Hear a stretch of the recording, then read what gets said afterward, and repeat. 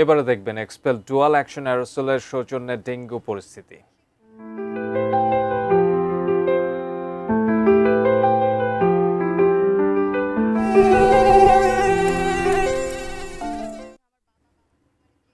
বৃহস্পতিবার সকাল ৮টা থেকে শুক্রবার সকাল ৮টা পর্যন্ত ২৪ ঘন্টায় সারা দেশে ডেঙ্গু আক্রান্ত হয়ে হাসপাতালে ভর্তি হয়েছেন ১৫৮ জন।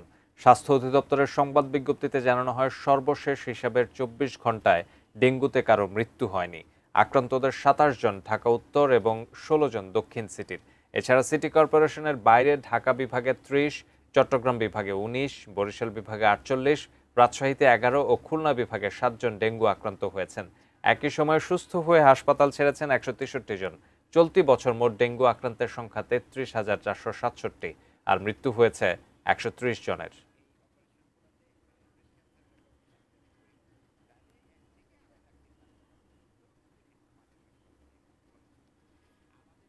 নতুন এক্সপেল এর নতুন ফর্মুলা আরপিএম ডি ডুয়েল অ্যাকশনে ঘরের মশা বাঁচবে না, বাইরের মশা আসবে না।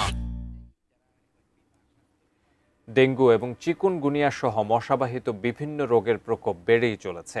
নিজেকে এবং পরিবারের সবাইকে মশা থেকে সম্পূর্ণ সুরক্ষিত রাখতে ঘরে ব্যবহার করুন এক্সপেল ন্যাচারাল অ্যারোসল, আর বাইরে গেলে সাথে রাখুন এক্সপেল ন্যাচারাল মসকুইটো রিপেলেন্ট, যা সরাসরি ত্বকে ব্যবহার করা যায়।